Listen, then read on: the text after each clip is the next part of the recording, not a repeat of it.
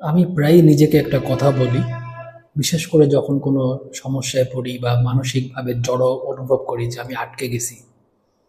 তখন আমি একটা কথা বলি, নিজেকে বলি যে যদি ৪ দেয়ালের মধ্যে আটকে পড়ো, সেটা তো অবশ্যই অন্ধকার জায়গা হবে। ৪ দেয়ালের মধ্যে যদি আটকেও পড়ো, তারপরেও মুক্ত আকাশের চিন্তা করাটাকে বাদ দিতে হবে না, দেওয়া যাবে না। চিন্তা করতে হবে, মুক্ত আকাশকে ভাবতে হবে। এবং যারা স্বপ্ন দেখতে পারে না, যারা স্বপ্ন দেখতে ভয় পায়, বড় বড় চিন্তা করতে ভয় পায়, এবং যারা বদ্ধ অবস্থাকে নিরাপদ জায়গা মনে করে সোনার খাঁচার মতো, যে আমি তো সোনার খাঁচার মধ্যে আছি, আমি বলি যে এদের সঙ্গ ত্যাগ করো, এদেরকে বন্ধু করো না। কারণ তারা আমাকে শেখাবে যে দাসত্ব, শৃঙ্খলিত অবস্থা কত মহান। তারা এটা আমাকে শেখাবে। আমি স্টুডেন্ট ছিলাম, আমাদের আসলে কিন্তু আমরা বাংলাদেশে একটা ভয়ের কালচারের মধ্যে বড় হয়েছি। কখনো সেটা স্কুলের মাস্টারের ভয়, কখনো বাবা মায়ের শাসনের ভয়, কখনো এলাকার মাস্তানদের ভয়, কখনো রাজনৈতিক ভয়। নানা রকম ভয়ে কিন্তু আমরা ভয় মানে এই ভয়গুলো পেতে পেতে আমরা বড় হয়েছি। এবং সবাই আমাদেরকে বলে যে ভয় পাওয়া একটা বড় গুণ। স্রষ্টাকে ভয় করো, বাবা মাকে ভয় করো, গুরুজনকে ভয় করো, সবাইকে ভয় করো। এই ভয় করতে করতে আমাদের অনেকের রোগ হয়ে গেছে, দাসত্বের রোগ, চিন্তাহীনতার রোগ। কারণ যে ভয় পায় সে আর চিন্তা করতে পারে না। তুমি যাকে ভালোবাসো, তুমি তাকে ভয় করতে পারো না। একই সঙ্গে ভালোবাসা এবং ভয় থাকে না। ভালোবাসার সাথে ভক্তি থাকতে পারে, অভিমান থাকতে পারে, ভয় না, সম্ভব না। এই দুইটা এক জায়গায় থাকে না। তো আমি একদিন আমার একটা অফিসিয়াল কাজের মধ্যে আমার ভালো লাগছিল না, তো আমি একটু নদীর পাড়ে চা খাইতে গেছিলাম। আমার অফিস থেকে কাছেই নদী। তো হঠাৎ করে আমার বস আমাকে ফোন করলো, এবং সে আশেপাশের শব্দ থেকে বুঝতে পারছে যে আমি অফিসে নেই। তো উনি জিজ্ঞেস করলো যে, করলেন, আপনি বাইরে বের হয়েছেন? আমি বললাম, হ্যাঁ বের হয়েছি। কেন বের হয়েছেন? আমাকে বলে বের হয়েছেন? আমি বললাম, না ম্যাডাম, আপনাকে তো বলে বের হই নাই। এটা তো ঠিক না, আপনাকে মুভমেন্ট রেজিস্টারে লিখছেন? আমি বললাম, না ম্যাডাম, তাও তো আমি লিখি নাই। একটা অফ টাইম ছিল, আধা ঘন্টার একটা বিরতি ছিল, আমি বের হয়েছি। উনি বললো, ঠিক আছে, এটা ঠিক না আসলে এটা। এবং এই কথা বলার অধিকার সম্পূর্ণ তার আছে, আইনগতভাবে সে রাইট। অফিস আওয়ারে এরকম চা খেতে বের হওয়া যায় না।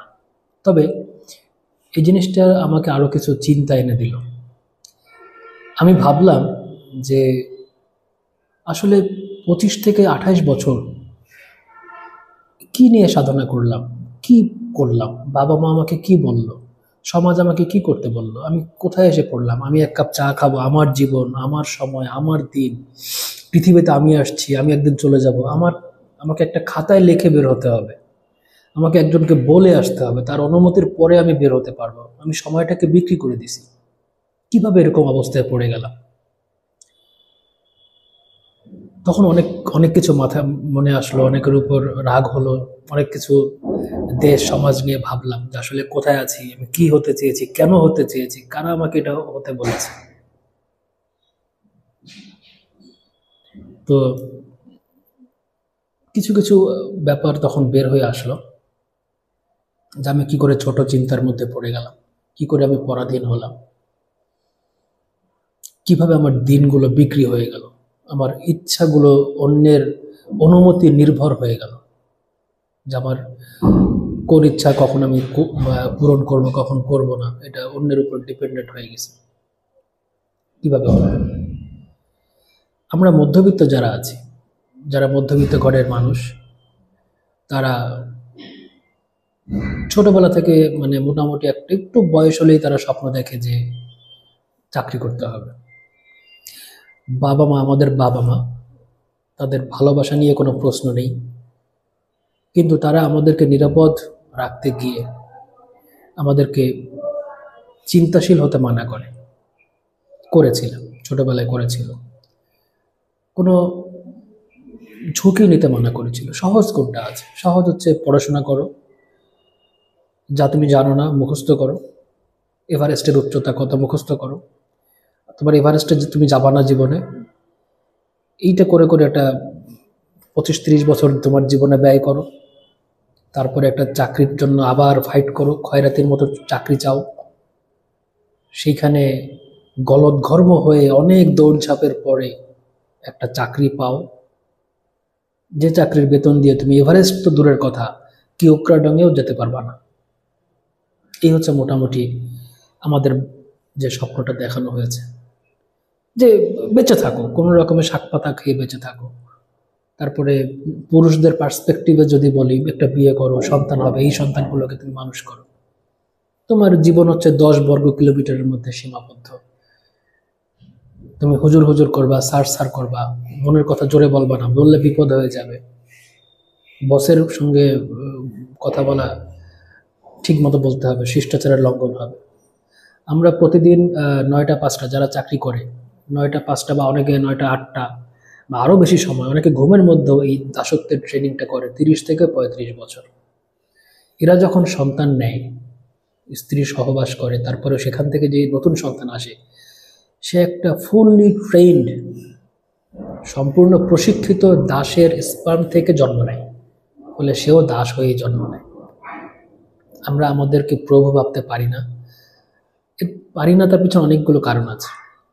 আমাদের দেশের আমি ভাবলাম যে কেন বেশিরভাগ ছেলেরা চাকরি করে, সরকারি চাকরি, বেসরকারি চাকরি হোক, চাকরি কেন করে? এরা নিজেরা কিছু করতে পারে না কেন? মেধা আছে, চিন্তা ক্ষমতা আছে, রুচি আছে, চারপাশে অনেক উপকরণ আছে, কিন্তু তারা নিজেরা কিছু করতে চায় না। অন্যের করা, অন্যের প্রতিষ্ঠিত একটা প্রতিষ্ঠানে তারা কিছু করতে চায়, ওখান থেকে মান্থলি একটা বেতন পেতে চায়, 20,000, 25,000, 30,000, আর বাৎসরিক হয়তো 1,000 টাকা করে বেতন বাড়বে। এই লোভে, এই আরামের মধ্যে থাকতে গিয়ে তারা প্রভুত্ব থেকে দাসত্বে নেমে আসে, এবং তারা খুব বলে আমরা খুব ভালো আছি। কিভাবে এরকম হীন মানসিকতায় আমরা পৌঁছে গেলাম? তো অনেকগুলো কারণ আছে। একটা হচ্ছে ছোটবেলা থেকে আমাদের যে স্বপ্নটা দেখানো হয়েছে, চাকরি করার জীবনে বড় সাফল্য। হ্যাঁ, অনেক চাকরি আছে বেশ সোসাইটিতে ভূমিকা রাখে, সেখানে দুর্নীতিও করা যায়, অনেকে দুর্নীতি করেছে। বর্তমানে বাংলাদেশে যা চুরির খবর আসে, 1,000 কোটির নিচে কোনো কথা নেই।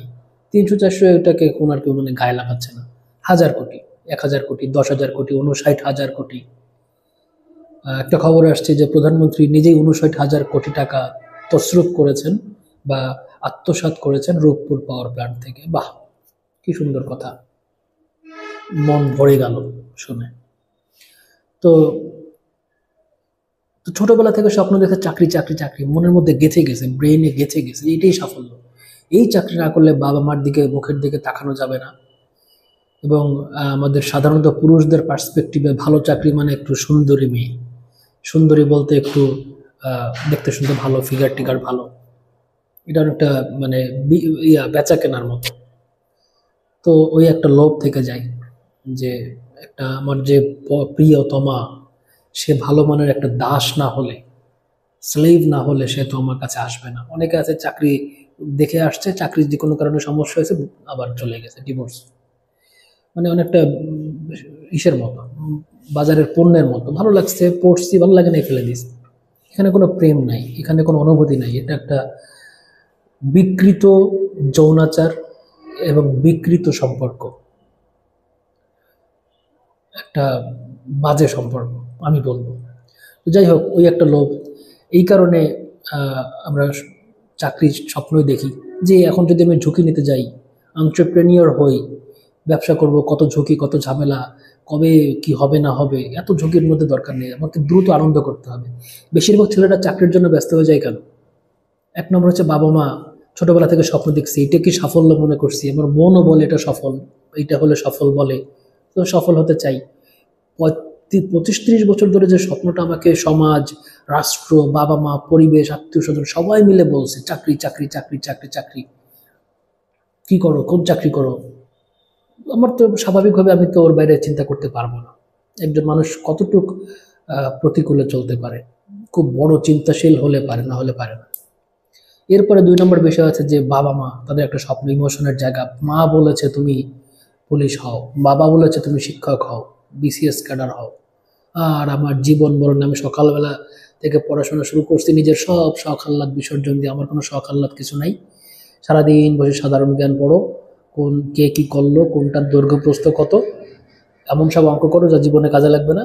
এই করে করে একটা তোতা পাখির মতো করে একটা চাকরি করলাম, এই তো জীবনে সফল হয়েছি, ভাত মাছ খেয়ে ঘুমায় থাকো। আমি পার্সোনালি মনে করি সৃষ্টিশীল মানুষ, স্বাধীনচেতা মানুষ, এদের জন্য চাকরি নেই, এদের চাকরি করা ঠিক না। চাকরি করবে দাসের মতো মানুষ, অথবা যারা বিপদে পড়ছে, কিচ্ছু করার নেই, তারা চাকরি করবে। সৃষ্টিশীল মানুষের চাকরি করা ঠিক না। কারণ চাকরি কি বলে, চাকরামি। তুমি একটা ফ্রেমের মধ্যে আটকে থাকবা, এই ফ্রেমের বাইরে তুমি ভাবতেও পারবা না, তোমাদের ভাবারও দরকার নেই। একজন সরকারি চাকরিজীবী কি করে, সে রাজনীতি নিয়েও কথা বলতে পারে না, দেশে সে বসবাস করবে, দেশের মা নিয়ে সে কথা বলতে পারবে না, দেশের নীতি নিয়ে সে কোনো কথা বলতে পারবে না। বিশেষ কিছু শ্রেণীর লোকজন কথা বলবে, আর কেউ বলবে না, ভাবতেও পারবে না।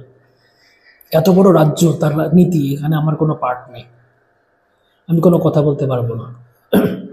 আমি যেখানে চুক্তিবদ্ধ হয়েছি, সে যা বলবে সেইটাই আদর্শ, আমার কোনো ন্যায় নীতিবোধ নেই।